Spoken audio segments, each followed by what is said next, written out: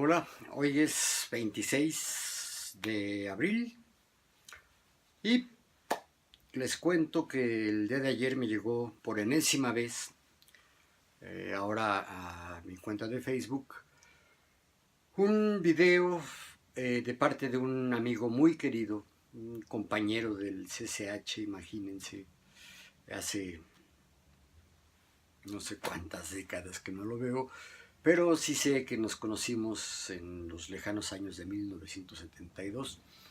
Creo que he hecho mención de él en algunos videos.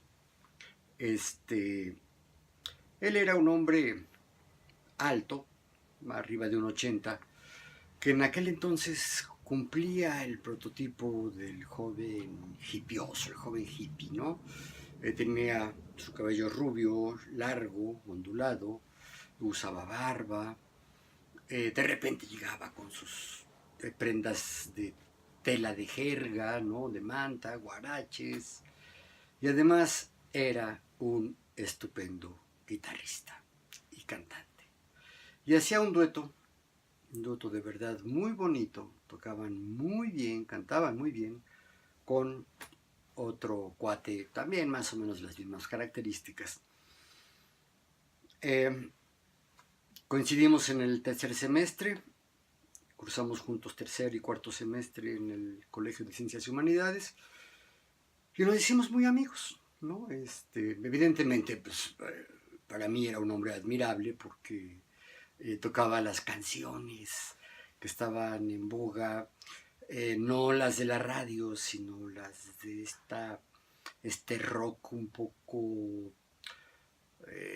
underground, le decíamos, es decir, subterráneo, que no circulaba en los fácilmente, no se oían en la radio, no estaban entre los discos más disponibles, digamos.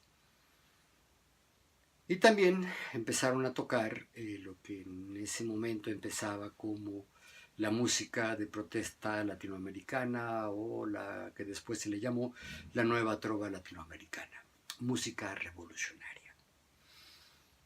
Eh, pero además era un estupendo cuate, era un cuate de verdad solidario, simpático, ocurrente, organizador. Con él hice distintos viajes. este, Terminando el cuarto semestre de la carrera, me acuerdo que él fue quien me invitó a una excursión que estaba organizando con otros amigos suyos a Estados Unidos, en coche. Yo tenía 17 años, él habrá recién cumplido los 18 años, no era mucho mayor que yo. Y pues digamos que el grande de la palomilla tenía 21 años, y agarramos el coche de uno de ellos, que era gente de buen nivel económico, y en el coche de uno de ellos nos fuimos hasta Toronto. Cosas que hoy como padre digo yo, híjole, yo tal vez no lo hubiera permitido, ¿no? Mis padres me permitieron hacer ese viaje 40 días atravesando los Estados Unidos y un pedazo de Canadá y de regreso. También fuimos al Caribe.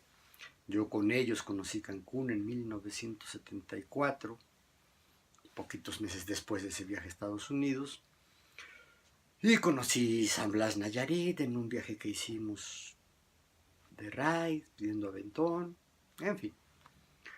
Tuvimos muchas aventuras juntos, estábamos medio enamorados de la misma mujer, en fin. Él es el que me manda este video al que quiero hacer alusión. Y es un video que ha corrido mucho y que habla de una generación. La generación de aquellos que nacimos en los años 50 y en los años 60. Y este video pues es romántico, pero a mí me parece muy ingenuo. Ingenuo porque dice que fuimos, entre otras cosas, la última generación que escuchó a sus padres y a sus abuelos, y la última generación que habló con sus hijos.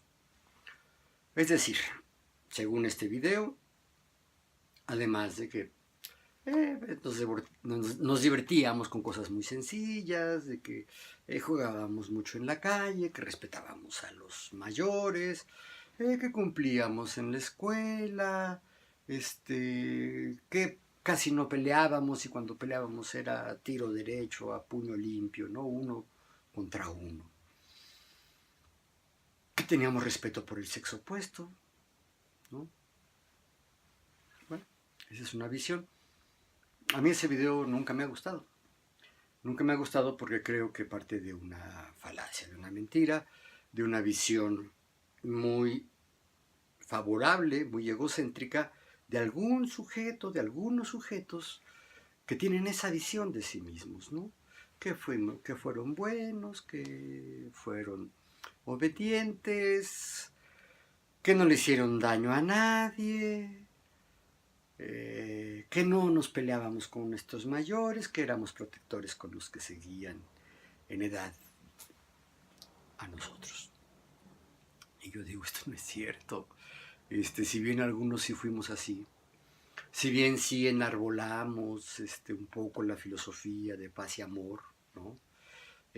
Sí nos plegamos un poquito o nos apegamos un poquito a las filosofías hippies, que eran, como hoy se conocerían, filosofías sustentables, preocupados por la naturaleza, protectores de la naturaleza, que no nos gustaba el alto consumo de cosas suntuarias, de cosas lujosas, que también procurábamos y compartíamos las visiones igualitarias que en aquel entonces ya existían, ya estaban, ¿no?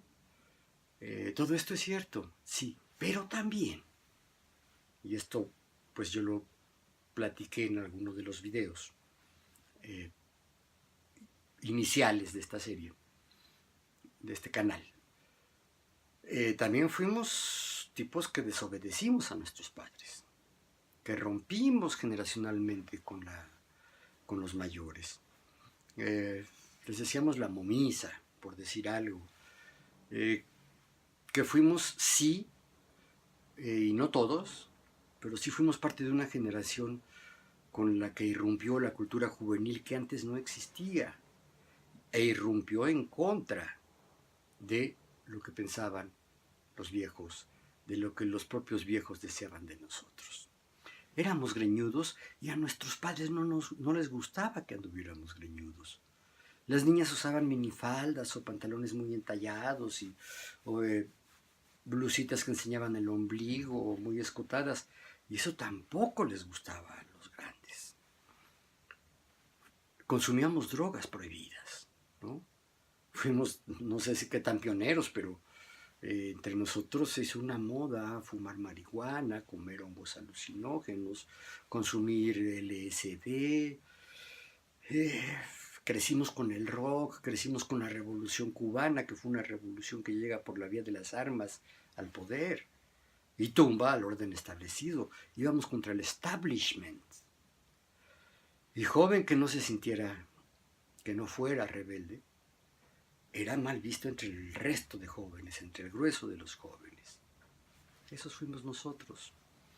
También fuimos protagonistas del inicio de la libertad sexual. Pues ya había anticonceptivos, píldoras, ¿no? Distintos métodos por los cuales podíamos evitar el embarazo de las mujeres.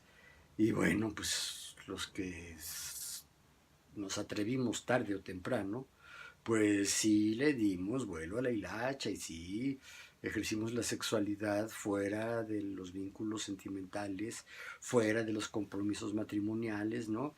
Y no faltó aquel que, pues ni modo, embarazaba a una muchacha. Algunos respondían casándose, los padres los casaban, otros simplemente huían o abandonaban a la mujer, ¿no? O buscaban un aborto clandestino. No fuimos, mentira, esa generación de bondadosos. Fuimos unos, yo diría, unos verdaderos cabrones. Permítanme. Pero el problema no estaba allí. El problema no está allí. Evidentemente sí hubo sectores de la juventud de aquellos años, de los que nacimos entre los 50 y los 60. Yo nací en 1957. Quiere decir que yo viví los 60.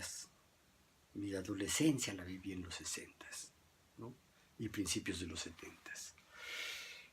Participamos en movimientos estudiantiles de protesta que fueron muchas veces masacrados, reprimidos brutalmente por la autoridad, ¿no? Reprobados por la prensa, por la televisión, ¿no? Y sí teníamos rencores, teníamos odios hacia los mayores, hacia la prensa, hacia casi todo el sistema noticioso que predominaba en el mundo entero, y éramos antibélicos, éramos pacifistas. Pero sabíamos que lograr el pacifismo implicaba derrocar a gobiernos belicistas, a gobiernos guerreros. Estados Unidos, la Unión Soviética, en fin. ¿Por qué traigo todo esto a cuento? Ya llevo 10 minutos hablando de quiénes realmente fuimos, porque no fuimos lo que decía, lo que dice este video, que se ha hecho viral. Les digo, a mí me ha llegado, no sé, en más de 10 ocasiones fácilmente. Pero ahora lo comento por dos razones. No solo porque me lo manda mi cuate, mi muy querido cuate Tato, ¿no?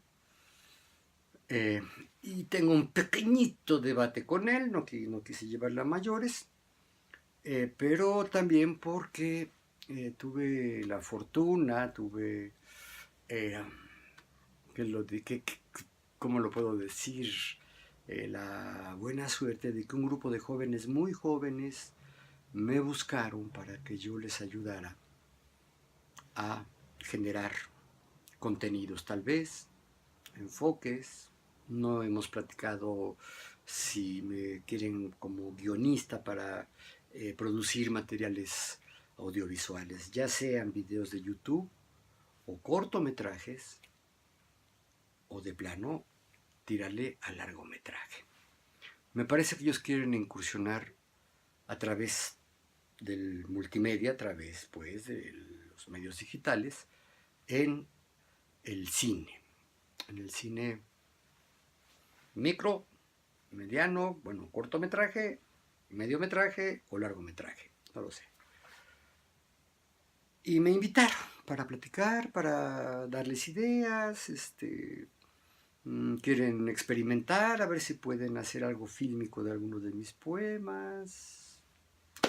En fin, para mí es de verdad muy conmovedor, es muy motivante haber recibido esta invitación a partir de un cuate, Samuel, que me conoció una vez, con el que platiqué una vez, y que le pareció que yo tenía cosas interesantes que decir, que pudieran ser desarrolladas mejor, con toda la sabiduría, con toda la competencia tecnológica que los jóvenes tienen.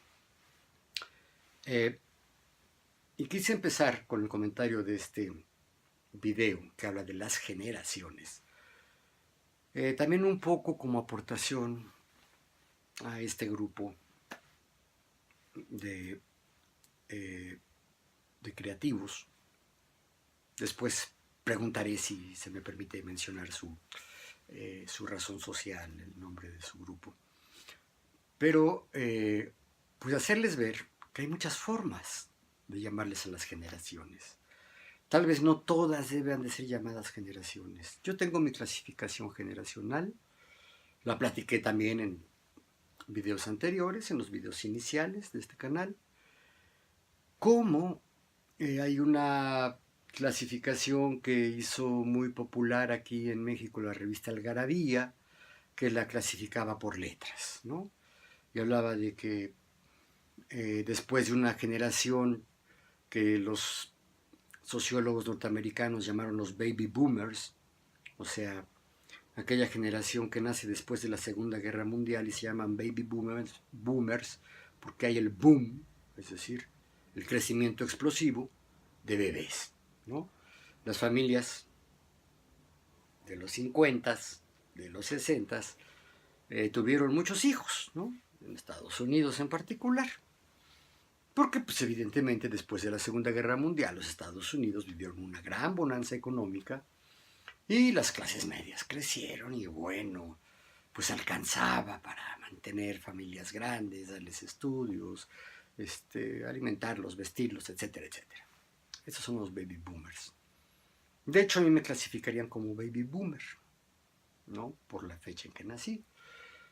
Los baby boomers, más o menos, terminan igual, como decían estos cuates, ya en la década de los 70, cuando ya vienen problemas económicos, con las crisis petroleras, con el crecimiento del deterioro ecológico, el agudizamiento de la Guerra Fría, ¿no?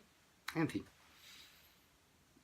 Y entonces a partir de allí, al menos esta revista Algarabía empieza a hablar de las generaciones con letra, ¿no? Dicen que la siguiente generación a los baby boomers fue la generación X.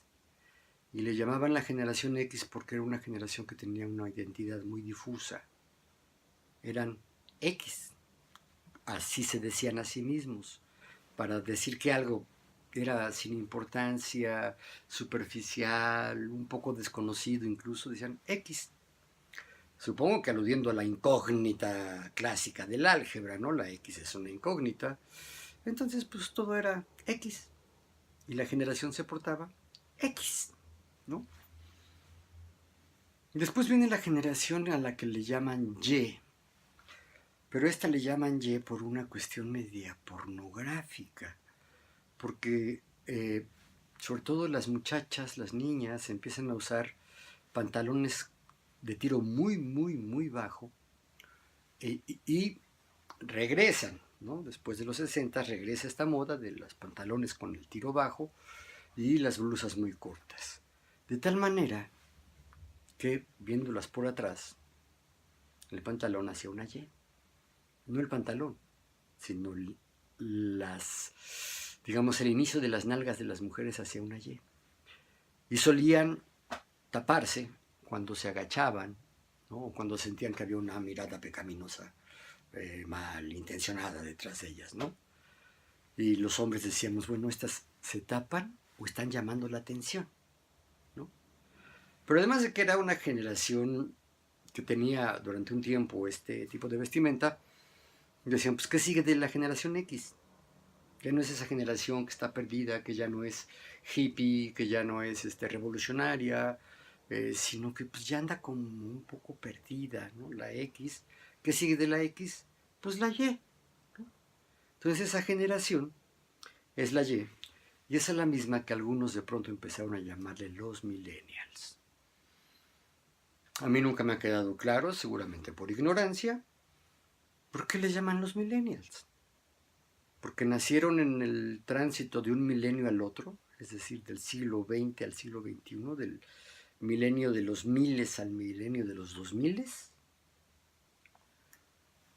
porque nacieron en ese trance o porque les tocó desarrollar sus primeros crecimientos entre, pues, no sé, 1990 y el 2018, ¿no? ¿Por qué les llaman millennials? Ya se habla de los millennials como también la generación digital, ¿no? Los nativos digitales que les llaman.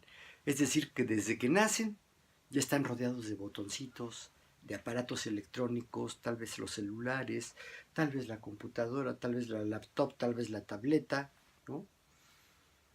Y por alguna razón que yo no termino de entender, son muy duchos, aprenden desde muy chavitos y aprenden muy bien el manejo de esta tecnología informática. Tanto así que algunos le llaman simplemente la tecnología, ¿no? Perdón, yo aquí difiero. Un lápiz es tecnología.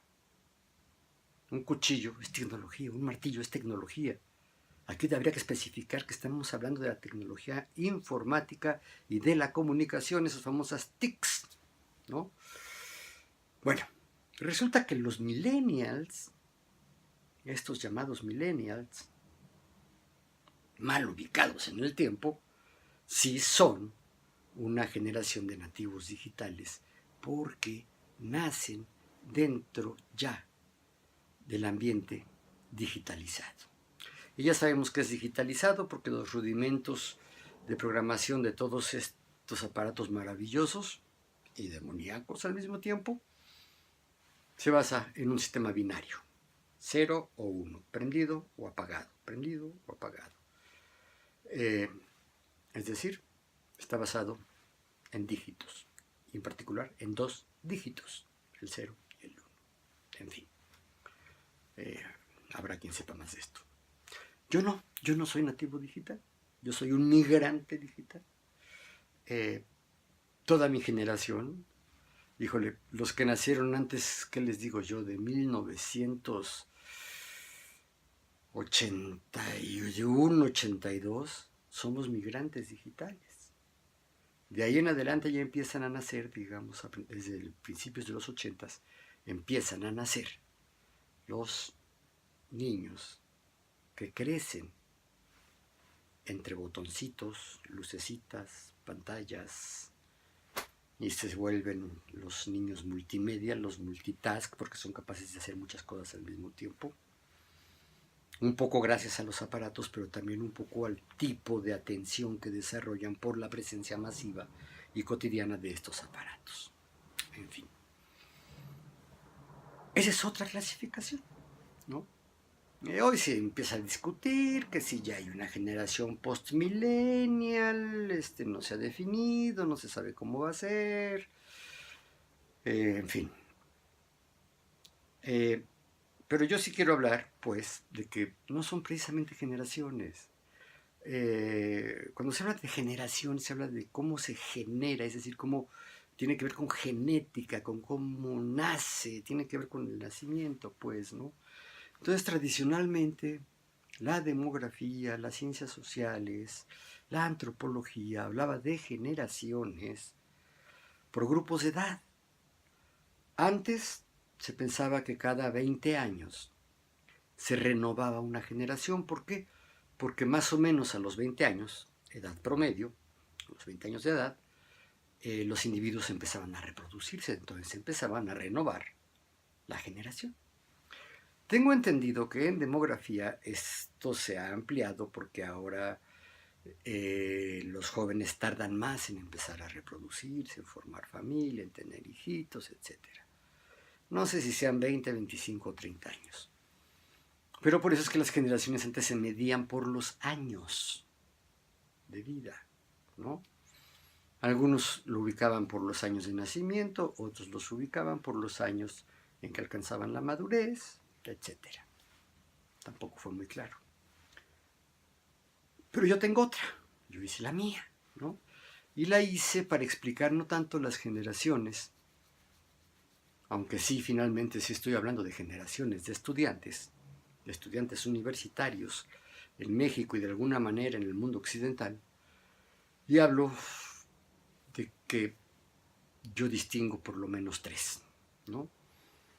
La generación previa a los años 60, o las generaciones previas a los años 60, que son un modelo de estudiantes, sí, como lo describe ese video. Sí, era gente obediente, sí, era gente patriótica, con un amplio sentido del civismo, obedientes de los viejos, respetuosos, se hablaban de usted, donde el machismo era incuestionado, vaya, ni siquiera se pensaba, se creía que esto que hoy se le llama, ¿cómo se le llama? El machismo heteropatriarcal, era el estado natural, ¿no? Era como debía de ser, ¿no? La subordinación de la mujer, el encierro de la mujer en el hogar, en la crianza, ¿no? En los en los trabajos domésticos, en la ayuda, y el hombre era el que salía a la calle, el que ganaba el dinero, el proveedor, el agresivo, etc. Y el prestigiado, y el que mandaba. Pero esto se empieza a romper en los 60, sobre todo en el ámbito universitario, en el ámbito de los estudiantes universitarios. Creo que ahí hubo una generación, por decirlo así, o un modelo de estudiante de transición que rompe con ese viejo esquema y abre la puerta a otros esquemas. Por eso es que es una generación rebelde, la generación que, digamos, se vuelve dominante, esta generación estudiantil que se vuelve dominante a mediados de los 60 y que empieza a declinar a mediados de los 70. Digamos que dura en su apogeo 10 años, no más. Porque después viene una especie de jóvenes estudiantes que ya no les interesa mucho hacer la revolución, que no les interesa mucho el planeta, que no les interesa mucho ser responsables con lo que le heredan a las generaciones futuras, sino que les interesa reventarse y divertirse y pasársela bien, a costa de lo que sea, ¿no? Expanden el consumo de enervantes, ¿no? Beben como locos, regresan a unas músicas muy bailables, muy alegres, ¿no? Eh, poco reflexivas, ¿no? Y dan pie a lo que después sería conocido como la generación millennial, ¿no? Una generación que fue calificada hasta recientemente de muy indiferente socialmente, muy individualista, muy hedonista, muy inclinada hacia los placeres individuales, ¿no? Y que de alguna manera revive elementos también del machismo heteropatriarcal y que revive también elementos de violencia, ¿no? Dentro de las universidades, estos son los estudiantes que yo llamo elitista empresarial, porque su propósito es vincularse con las élites a través de la empresa propia, o vincularse como alto funcionario de una gran empresa. El estudiante entre los años 1965 y 1975, yo le llamé el crítico revolucionario porque de eso se trataba. Así crecimos, así hicimos nuestros estudios, así nos preparamos para la vida adulta. Y no logramos mucho. Y los anteriores eran los tradicionales nacionalistas, creían en la tradición y se vinculaban al desarrollo del Estado nacional que les correspondía. Eran muy patriotas. Nosotros dejamos de ser tan patriotas, nos volvimos latinoamericanistas, universalistas, y algunos éramos pacifistas, otros éramos más guerrilleristas, ¿no? Pero luego vinieron los otros, los elitistas empresariales. Yo creo que desde este punto de vista, las cosas pueden estar empezando a volver a cambiar. Y lo digo porque este grupo de jóvenes que me buscó, lo que hablamos fue, sí, hacer contenidos, sí, tener más que fama, popularidad, y popularidad para difundir valores positivos, para difundir formas de vida, para difundir una estética diferente, una estética más evolucionada de las que se han vivido hasta ahora. No estoy acusando a las estéticas actuales ni anteriores de ser ni atrasadas ni anquilosadas, sino que ellos están buscando una estética diferente. Y me llama la atención que sean tan jóvenes. Les digo, están entre 22 años, el más pequeño, y 26, el más viejo. Creo que ellos quieren hacer cosas que están más allá de lo que se ha producido hasta ahora.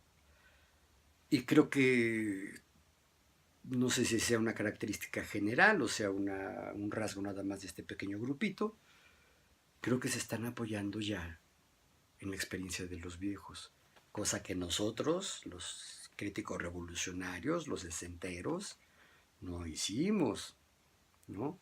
Fue algo que, por supuesto, los tradicionales, pues era de lo que vivían, ¿no?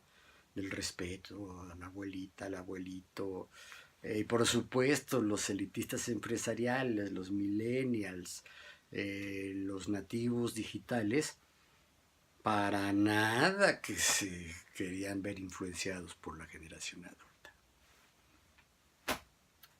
En fin, yo le diría a mi cuate Tato, como se lo dije, nosotros fuimos un pequeño sector de la clase media, pero fuimos unos cabrones. Nosotros, él y yo, y otros cuates, corrimos por las playas de Cancún desnudos, cuando estaba perfectamente prohibido andar desnudo, ¿no? Sí, consumimos drogas, sí. Sí, nos acostábamos con la chavita, con la que se podía, con o sin compromiso, nos valía gorro. No le hacíamos mucho caso a nuestros papás, en nuestros gustos musicales, en nuestra forma de vestir, en nuestro atuendo, ¿no? No éramos unas peritas sin dulce, no es cierto. Desobedecíamos a nuestros viejos y yo conozco muchos hombres de mi generación que fueron muy desapegados, no solo con sus hijos, sino con sus esposas, con sus familias, y que han formado, hombres de 60 años, que han formado 3, 4 y hasta 5 familias, ¿no?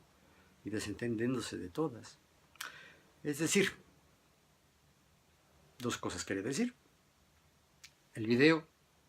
Este video al que hice referencia, es una falacia.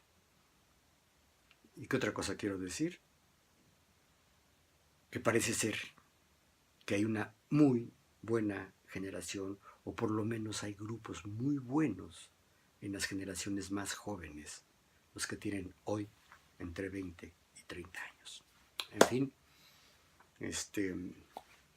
pues hasta aquí llegamos, pronto nos veremos. Esto va dedicado tanto a mi cuate Tato como a mis nuevos amigos de esta empresita en la que sí quiero tener la capacidad de participar y de contribuir lo más intensamente que se pueda. En fin, nos vemos.